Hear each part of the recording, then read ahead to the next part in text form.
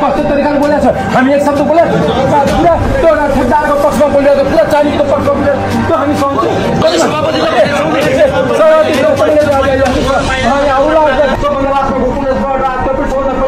हामी नबोल्न पाउँदैन बोल्दाखेरि के भयो बोल्ने कुरा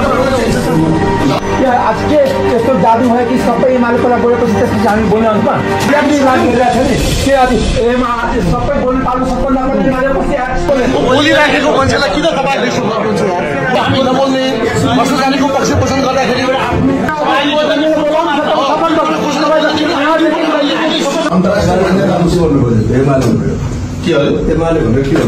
एमालेको प्रधानमन्त्री हुन् न अनि हामी एमालेको मान्छेले आफ्नो मौका हामी तपाईले एमालेको प्रधानमन्त्री हुन् न सत्ता पक्षको सभापति हुन् न त्यही त कुरा गर्नुहुन्छ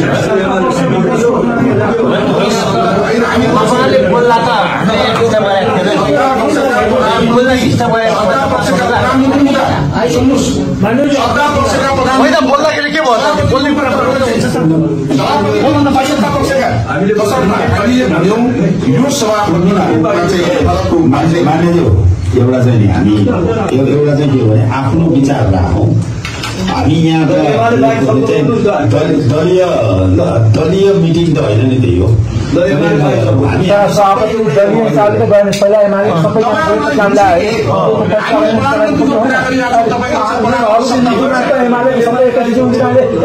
सबै बोले म आफ्नो बोलामा उठाउँछु प्रोसिडियरको पनि प्रश्न हुन्छ नि आज के यस्तो जादु भयो कि सबै एमाले पहिला बोलेपछि त्यसपछि हामी बोल्न आउँछौँ सबै मिडिया गइसकेको हुन्छ तपाईँले आफै यहाँ मिडिया पनि राग गरिरहेको छ नि के सबै बोल्नु पाल्नु सबभन्दा सबभन्दा लास्टमा गोकुलेश्वरबाट त्यो पनि सबभन्दा पहिला बोल्ने त हामी नबोल्न पाउने तपाईँले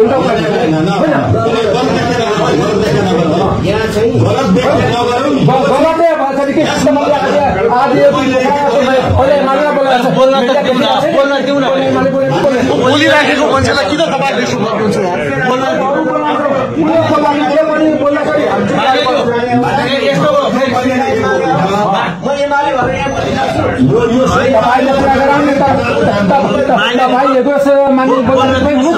कस्तो तरिकाले बोलेको छ हामी एक शब्द बोले पुरा त्यो ठेकदारको पक्षमा बोलेको पुरा चाइनिजको पक्षमा बोलेको त्यो हामी सहन्छौँ हामी आफ्नो देशको स्वाभिमान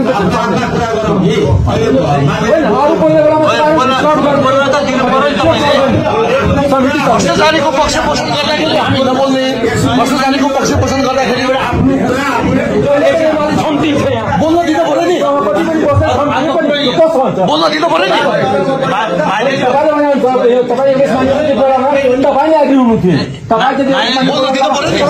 आग्रह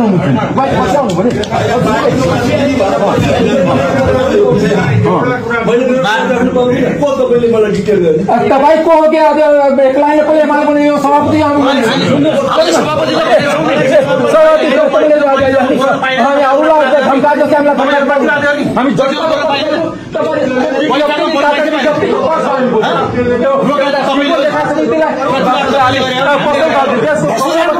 बोल्दैछौँ तपाईँ के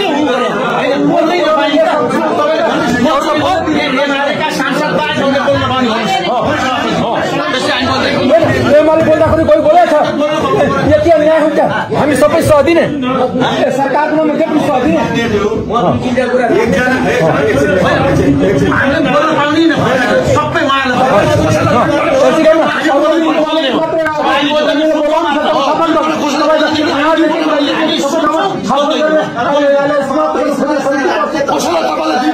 हामी दुईपल्ट बोल्ने हो सबै जनताबाट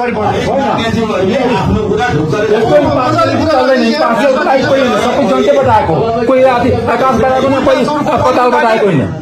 एउटा विषय हरेक मान्यज्यूहरूले आफ्नो कुरा अर्को मान्यताहरूले बोल्नु पाइन्छ पहिलो कुरा चाहिँ के हो भने हामीले पहिलो दिन नियमावली बनाउँदाखेरि सबैले नियमावली पढौँ यहाँ हामी दलका प्रतिनिधि होइनौँ हामी बारेमा कुरा गरिहाल्छौँ हामी दलका प्रतिनिधि यहाँ चाहिँ यो समितिमा होइनौँ प्रतिपक्षलाई दिनुपर्छ सीमा भन्नु पर्यो अध्यक्ष सभापति हुनुहुन्छ तपाईँले बोल्दा म बोलेँ त्यही त तपाईँ बोल्नु तपाईँले भन्दैछु त म उहाँको बोल्ने पालो बोल्न पालेमा जाउँ है बोल्ने मान्छेलाई तपाईँ ए मान्यज्यू प्रेम मान्यज्यू एउटा मात्रै भन्छु म त्यही यो सबै रोकेर उहाँलाई नै बोल्न दिन खोज्दैछु त तपाईँले के भन्नु त्यसो हुँदा यो अहिले बोल्ने पालो माननीय अमन मोदीको हो तपाईँ आफ्नो कुरा राख्न अनुरोध गर्छु अमन मोदी होइन अमनलाल मोदी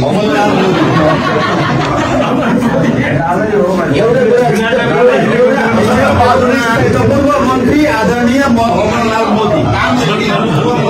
अर्कै भनौँ सभापतिज्यू मैले एमाले भएर यहाँ बसेको थियो एमाले भएर यो रोडमा बसेँ म एमाले भएर यहाँ नाम छ एमाले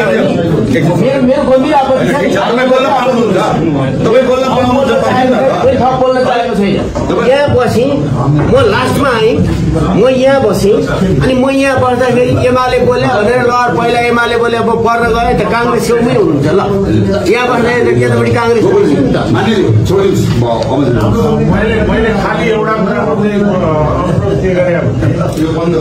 समितिको प्रतिवेदन संयोजन के पेश गरेपछि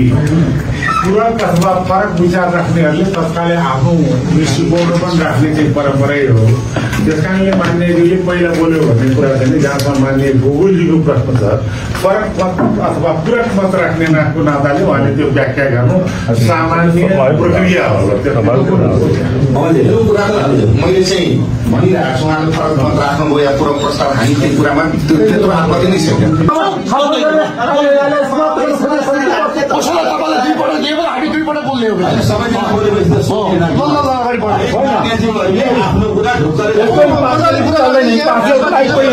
जनताबाट आएको कोही आकाशबाट आएको न कोही अस्पतालबाट आएको होइन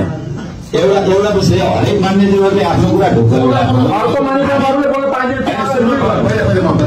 पहिलो कुरा चाहिँ के हो भने हामीले पहिलो दिने नियमावली बनाउँदाखेरि सबैले नियमावली पढौँ यहाँ हामी दलका प्रतिनिधि होइनौँ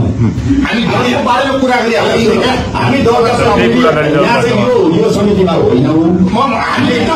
प्रतिपक्षलाई दिनुपर्छ सिधा भन्नु पर्ने ठिक छ त्यो सभापति हुनुहुन्छ तपाईँले बोल्दा म बोलेँ त्यही त तपाईँ बोल्नु तपाईँले भन्दैछु त म उहाँको बोल्ने बोल्न पालेमा जाउँ है बोल्ने मान्छेलाई तपाईँ ए मान्यज्यू प्रेम मान्यज्यू एउटा मात्रै भन्छु म त्यही यो सबै रोकेर उहाँलाई नै बोल्न दिन खोज्दैछु त तपाईँले के भन्नु त्यसो हुँदा यो अहिले बोल्ने पालो माननीय अमन मोदीको हो तपाईँ आफ्नो कुरा राख्न अनुरोध गर्छु अमन मोदी होइन अमनलाल मोदी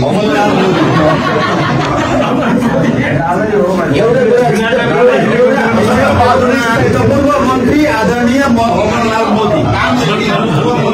अर्कै भनौँ सभापतिज्यू मैले एमाले भएर यहाँ बसेको थियो एमाले भएर यो रोडमा बसेँ म एमाले भएर यहाँ नाम छ एमाले मेरो गम्भीर आपत्ति छ बोल्न चाहेको छैन यहाँ बसेँ म लास्टमा आएँ म यहाँ बसेँ अनि म यहाँ बस्दाखेरि एमाले बोल्यो भनेर ल पहिला एमाले बोले अब पर्न गयो त काङ्ग्रेस छेउमै हुनुहुन्छ ल यहाँ बस्दाखेरि केटापट्टि काङ्ग्रेस मैले खालि एउटा समितिको प्रतिवेदन संयोजन के पेश गरेपछि तुरन्त अथवा फरक विचार राख्नेहरूले तत्कालै आफ्नो दृष्टिकोण पनि राख्ने चाहिँ परम्परै हो त्यस कारणले मान्यज्यूले पहिला बोल्यो भन्ने कुरा छैन जहाँसम्म मान्य गोगोलजीको प्रश्न छ फरक मत अथवा पूरक मत राख्ने नाताले उहाँले त्यो व्याख्या गर्नु सामान्य प्रक्रिया हो मैले चाहिँ भनिरहेको छु उहाँले फरक मत राख्नुभयो या पूरक प्रस्ताव हामी त्यो कुरामा त्यत्रो आपत्ति नै छैन